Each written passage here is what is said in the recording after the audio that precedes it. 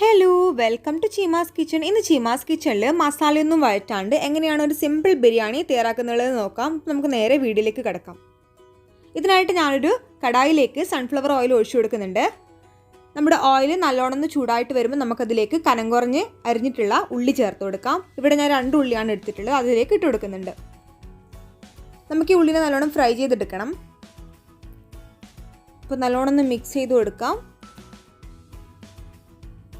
ഒന്ന് ഫ്രൈ ചെയ്ത് വരുമ്പോൾ നമുക്കിതൊരു പാത്രത്തിലേക്ക് മാറ്റി കൊടുക്കാനുള്ളതാണ്. അപ്പോൾ ഈ ഒരു രീതിയിൽ കിട്ടുമ്പോൾ നമുക്കിതൊന്നൊരു പാത്രത്തിലേക്ക് കോരി മാറ്റി കൊടുക്കണം.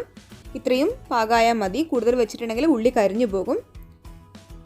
അപ്പോൾ നമുക്കിതൊരു പാത്രത്തിലേക്ക് മാറ്റി കൊടുക്കാം. കാണുന്നില്ലേ, നന്നായിട്ട് ഫ്രൈ ആയി വന്നിട്ടുണ്ട്.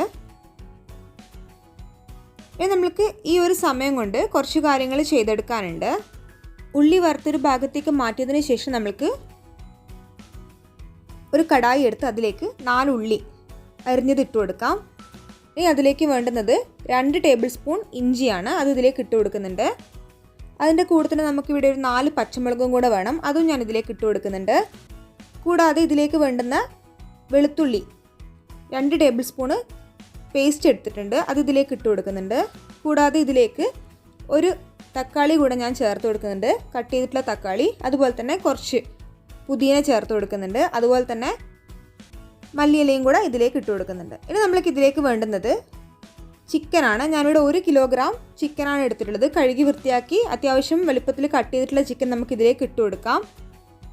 ഇനി നമ്മൾക്ക് ഇതിലേക്ക് ആവശ്യമായിട്ടുള്ളത് മല്ലിപ്പൊടിയാണ്. ഞാനിവിടെ 2 ടീസ്പൂൺ മല്ലിപ്പൊടി എടുത്തിട്ടുണ്ട്, അത് ഇതിലേക്ക് ഇട്ട് കൊടുക്കുന്നുണ്ട്. അതിൻ്റെ കൂടെ തന്നെ നമുക്ക് ഗരം മസാല വേണം. ഗരം മസാലയും ഞാനിവിടെ 2 ടീസ്പൂണാണ് എടുത്തിട്ടുള്ളത്, അതിലേക്ക് ഇട്ട് കൊടുക്കുന്നുണ്ട്. ഇനി നമ്മൾക്ക് ഇതിലേക്ക് ആവശ്യമായിട്ടുള്ളത് മുളക് പൊടിയാണ്. ഞാനിവിടെ കശ്മീരി മുളക് പൊടിയാണ് എടുത്തിട്ടുള്ളത്, അതിവിടെ 2 ടീസ്പൂൺ ഇട്ട് കൊടുക്കുന്നുണ്ട്.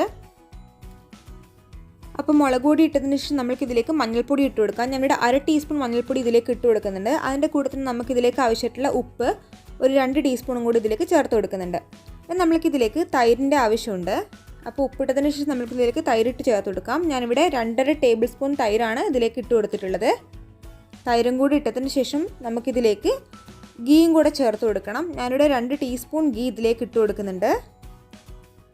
2 ടീസ്പൂൺ ഗീയും കൂടെ ഇതിലേക്ക് ഇപ്പം ചേർത്ത് കൊടുത്തിട്ടുണ്ട്. നമ്മൾക്ക് ഇതിലേക്ക് ആവശ്യമായിട്ടുള്ളത് നമ്മൾ നേരത്തെ ഉള്ളി ഫ്രൈ ചെയ്ത് വെച്ചിരിക്കുന്ന ഓയിൽ ഒരു 2 ടീസ്പൂൺ ചേർത്ത് കൊടുക്കുന്നുണ്ട്. അതും കൂടെ ചേർത്തതിന് ശേഷം കൈ കൊണ്ട് നല്ലോണം ഇതിനൊന്ന് മിക്സ് ചെയ്ത് കൊടുക്കണം. നല്ലോണം ഒന്ന് മിക്സ് ചെയ്ത് കൊടുക്കണം. നല്ല രീതിക്കൊന്ന് മിക്സ് ചെയ്തതിന് ശേഷം ഏകദേശം ഒരു 5 മിനിറ്റ് വെച്ച് നമുക്കതിനൊന്ന് കുക്ക് ചെയ്തെടുക്കണം. അപ്പോൾ ഞാൻ നല്ലോണം മസാലയൊക്കെ ഒന്ന് മാരിനേറ്റ് ചെയ്ത് വെച്ചിട്ടുണ്ട്. അപ്പോൾ നല്ലൊരു മാരിനേഷൻ കൊടുത്തതിന് ശേഷം ഞാനിതിനെ ലോ ഫ്ലെയിമിലിട്ട് ഒന്ന് അടച്ച് വെച്ച് വേവിക്കുകയാണ് ചെയ്യുന്നത്.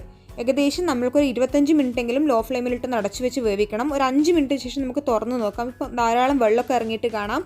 നമ്മളിതിൽ വെള്ളമൊന്നും ചേർത്തിട്ടുണ്ടായിരുന്നില്ല. കാരണം എന്ന് വെച്ചിട്ടുണ്ടെങ്കിൽ നമ്മുടെ ചിക്കനിൽ നിന്നൊക്കെ ധാരാളം വെള്ളം പുറത്തേക്ക് വരും.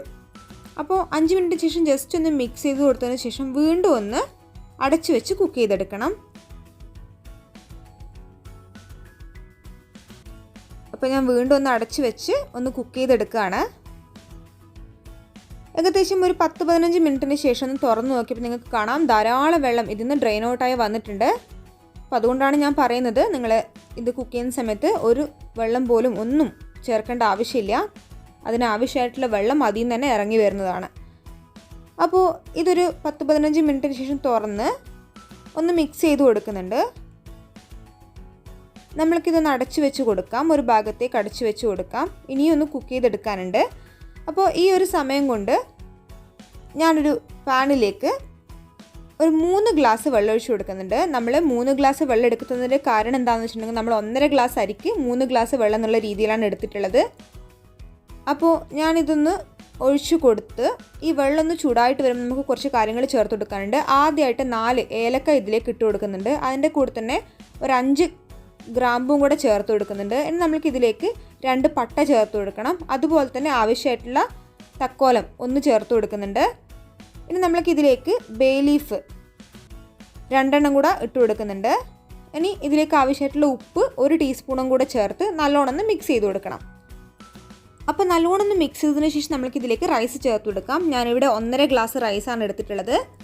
നല്ലോണം കഴുകി വെച്ച് അതിന് ശേഷം ഒരു 25 മിനിറ്റ് സോക്ക് ചെയ്ത് വെച്ചിട്ടുള്ള ജീരകശാല റൈസ് 1.5 ഗ്ലാസ് ഇതിലേക്ക് ഇട്ട് കൊടുക്കുന്നുണ്ട്. നമ്മൾ 1.5 ഗ്ലാസ് അരിക്ക് 3 ഗ്ലാസ് വെള്ളമായിരുന്നു നേരത്തെ എടുത്തിട്ടുണ്ടായിരുന്നത്. അപ്പോൾ അരി ഇട്ടതിന് ശേഷം നല്ലോണം സ്പൂണ് വെച്ചൊന്ന് മിക്സ് ചെയ്ത് കൊടുക്കുന്നുണ്ട്. കറക്റ്റ് സമയം വെച്ച് ഒരു 10 മിനിറ്റ് ഇതിനൊന്ന് കുക്ക് ചെയ്തെടുക്കുന്നുണ്ട്. അപ്പോൾ നിങ്ങൾക്ക് കാണാൻ പറ്റും 10 മിനിറ്റിന് ശേഷം അരി നമ്മൾ ഒഴിച്ചിട്ടുള്ള ആ 3 ഗ്ലാസ് വെള്ളം നല്ലോണം വലിച്ചെടുത്തിട്ടുണ്ട്. ഈ ഒരു പാകത്തിനായി കഴിയുമ്പോൾ നമ്മൾക്കിതിനെ നമ്മുടെ നേരത്തെ മാറ്റി വെച്ചിട്ടുള്ള ആ ഒരു ചിക്കനിലേക്ക് ഇട്ട് കൊടുക്കുകയാണ് വേണ്ടത്. അരിയൊക്കെ പാകത്തിന് ഒരു 75% വെന്ത് കിട്ടിയിട്ടുണ്ട്. ഇനി നമ്മൾക്ക് നമ്മുടെ ആ ഒരു നേരത്തെ കുക്ക് ചെയ്ത് വെച്ചിട്ടുള്ള ചിക്കൻ എടുക്കുന്നുണ്ട്. ഇനി അതിലേക്ക് നമ്മൾക്ക് ഈ റൈസ് ഒന്ന് ലെയറായിട്ട് ഇട്ട് കൊടുക്കണം. അപ്പോൾ നിങ്ങൾക്ക് കാണാൻ പറ്റും അതിൻ്റെ കൂടെ തന്നെ ഞാനതിൽ നമ്മൾ നേരത്തെ ഫ്രൈ ചെയ്ത് വെച്ചിട്ടുള്ള ഒനിയനും കൂടെ ചേർത്ത് കൊടുക്കുന്നുണ്ട്.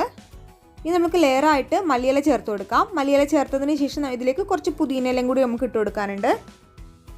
അപ്പോൾ ഞാൻ ഇനി അതിലേക്ക് കുറച്ച് പുതിനയിലയും കൂടെ ഇട്ട് കൊടുക്കുന്നുണ്ട്. ഇനി നമുക്കതിലേക്ക് റൈസ് ചേർത്ത് കൊടുക്കണം. അപ്പോൾ റൈസ് ഈ ഒരു ചിക്കനിലേക്ക് ഇങ്ങനെ ഇട്ട് കൊടുക്കുന്നുണ്ട്. ചിക്കൻ ഞാനിപ്പോൾ വേവിച്ചെടുത്തിട്ടുള്ളത് 25 മിനിറ്റാണ്. അപ്പോൾ റൈസ് ഇട്ടതിന് ശേഷം നമ്മൾക്കിതിലേക്ക് ഗീ ചേർത്ത് കൊടുക്കണം. അപ്പോൾ ഞാൻ ഇതിലേക്ക് 1 ടീസ്പൂൺ ഗീ ചേർത്ത് കൊടുക്കുന്നുണ്ട്. പശു നെയ്യും കൂടെ ചേർത്തതിന് ശേഷം ഇതിലേക്ക് വീണ്ടും ഫ്രൈ ചെയ്ത് വെച്ചിരിക്കുന്ന ഉള്ളി ഇട്ട് കൊടുക്കാം. ഉള്ളി ഇട്ടതിന് ശേഷം ഇതിലേക്ക് നമുക്ക് വീണ്ടും ഇലകൾ ചേർത്ത് കൊടുക്കണം. അപ്പോൾ ഞാൻ മല്ലിയിലയും അതുപോലെ തന്നെ മിൻറ്റ് ലീഫും ഇതിലേക്ക് ഇട്ട് കൊടുക്കുന്നുണ്ട്. ഇനി നമുക്ക് ഇതിലേക്ക് സാഫ്രോൺ മിൽക്ക് കൂടെ മിക്സ് ചെയ്തിട്ടുള്ള സാഫ്രോൺ മിൽക്ക് ഒരു 2 ടേബിൾ സ്പൂണും കൂടെ ഇട്ടതിന് ശേഷം ഒന്ന് അത് അടച്ചു കൊടുത്ത് ഒരു 10 മിനിറ്റ് ലോ ഫ്ലെയിമിലിട്ടൊന്ന് ദം ചെയ്തെടുക്കുകയാണ് വേണ്ടുന്നത്. ഇപ്പോൾ ഞാനൊരു അടികട്ടിയുള്ള പാത്രം ഇതിലേക്ക് വെച്ച് കൊടുക്കുന്നുണ്ട്. പാത്രം വെച്ചതിന് ശേഷം ഞാൻ നമ്മുടെ കടായി ഇതിൻ്റെ മേലെ വെച്ച് ഒരു 10 മിനിറ്റ് ലോ ഫ്ലെയിമിലിട്ടൊന്ന് കുക്ക് ചെയ്തെടുക്കുന്നുണ്ട്. അപ്പോൾ 10 മിനിറ്റ് ശേഷം നിങ്ങൾക്ക് കാണാൻ പറ്റും നമ്മുടെ റൈസൊക്കെ നല്ല പാകത്തിന് വെന്ത് കിട്ടിയിട്ടുണ്ട്. നമ്മൾ 75% റൈസ് നേരത്തെ കുക്ക് ചെയ്തിട്ടുണ്ടായിരുന്നത്. ബാക്കി റൈസ് നമ്മുടെ ഈ ഒരു ചിക്കൻ്റെ മേലെ കിടന്ന് ഒന്ന് വെന്ത് കിട്ടിയിട്ടുണ്ട്. അപ്പോൾ നിങ്ങൾക്ക് കാണാൻ പറ്റും നമ്മുടെ റൈസ് ഒന്നും അധികം ഒട്ടിപ്പിടിക്കുന്നൊന്നുമില്ല, പാകത്തിനുള്ള വേവായിട്ടുണ്ട്. അപ്പോൾ ഈ ഒരു ബിരിയാണിയിൽ നമ്മൾ കൂടുതൽ എണ്ണയോ കാര്യങ്ങളോ ഒന്നും ചേർക്കുന്നില്ല. നിങ്ങൾക്ക് കണ്ടാൽ മനസ്സിലാകും. നമ്മൾ ആദ്യം ചേർത്തിട്ടുള്ള ആ ഒരു ഗീയും പിന്നീട് സൺഫ്ലവർ ഓയിൽ, ഉള്ളി വറുത്തെടുത്തിട്ടുള്ള സൺഫ്ലവർ ഓയിൽ ഒരു 2 ടീസ്പൂണും കൂടെ ചേർത്തതല്ലാണ്ട് നമ്മൾ വേറെ കാര്യങ്ങളൊന്നും ചേർക്കുന്നില്ല. പിന്നെ നമ്മൾ ലെയറായിട്ട് ചെയ്തതിന് ശേഷം കുറച്ച് ഗീ നമ്മൾ മേലെ ഇട്ട് കൊടുത്തിട്ടുണ്ടായിരുന്നു. അപ്പോൾ ഈ ഒരു രീതിയിൽ വളരെ എളുപ്പത്തിൽ മസാലയൊന്നും വഴറ്റാണ്ട് പെട്ടെന്ന് ഒരാളൊക്കെ വന്നു കഴിഞ്ഞിട്ടുണ്ടെങ്കിൽ നമുക്ക് വളരെ ഈസി ആയിട്ട് തയ്യാറാക്കാൻ പറ്റുന്ന രീതിയിലാണ് ഞാനിത് ഉണ്ടാക്കിയിട്ടുള്ളത്. അപ്പോൾ എല്ലാവരും ഈ ഒരു ബിരിയാണി ഒന്ന് ട്രൈ ചെയ്ത് നോക്കണം. നിങ്ങൾക്ക് പെട്ടെന്ന് ആൾക്കാരൊക്കെ വന്നിട്ടുണ്ടെങ്കിൽ കൂടുതൽ സമയമൊന്നും എടുക്കാണ്ട് വളരെ എളുപ്പത്തിൽ ചെയ്തെടുക്കാൻ പറ്റുന്നൊരു ബിരിയാണിയാണ്. അപ്പോൾ എല്ലാവരും ഇത് ട്രൈ ചെയ്ത് നോക്കുക. അതുപോലെ തന്നെ ഇത് കമൻറ്റ് ചെയ്യുക. എന്തെങ്കിലും നിങ്ങൾക്ക് കമൻറ്റ്സ് ഉണ്ടെങ്കിൽ അതുപോലെ തന്നെ വീഡിയോ ഷെയർ ചെയ്യുക. Thank you for watching my video. Thank you.